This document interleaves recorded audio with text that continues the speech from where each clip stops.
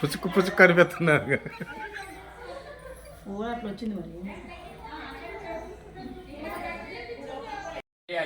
దానికి రెమెడీ ఏం లేదు.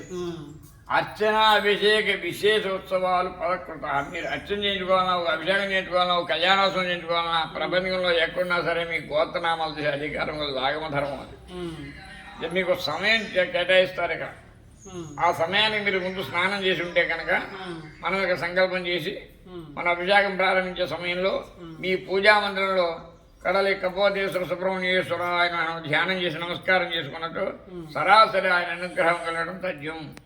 అలాగే ఆ వారాలన్నీ పూర్తయి మీ యొక్క దీక్ష మీ సంకల్పం నెరవేరిన తర్వాత స్వామివారి కృతజ్ఞతగా దర్శనం చేసుకోవడం దాని యొక్క విశిష్టత.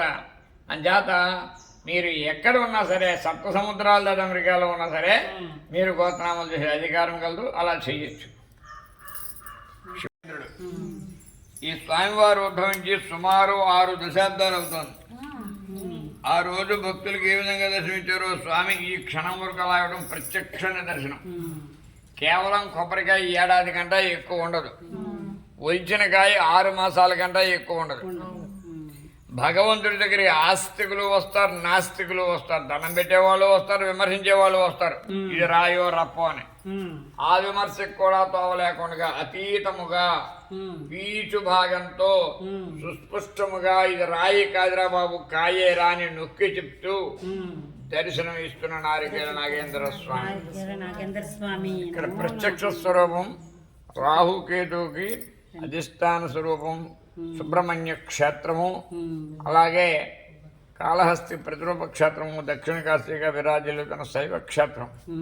ఇక్కడ వివాహం కాని వారికి, సంతానం లేని వారికి, అవయవ రోగాలు, అనారోగ్య పీడితులకు, దాంపత్యం అనుకూలముగా లేని వారికి, కుజదోష సర్పదోష కాల సర్పదోషాలు ఉన్నవారు, కార్యసిద్ధి గలవారు 11 మంగళవారాలు ఈ స్వామికి క్షీరాభిషేకం జరిపించుకున్నట్టు స్వామివారి యొక్క అనుగ్రహము పొందుట ఈ క్షేత్ర విశిష్టత. పునర్దర్శన ప్రాప్తిరస్తు.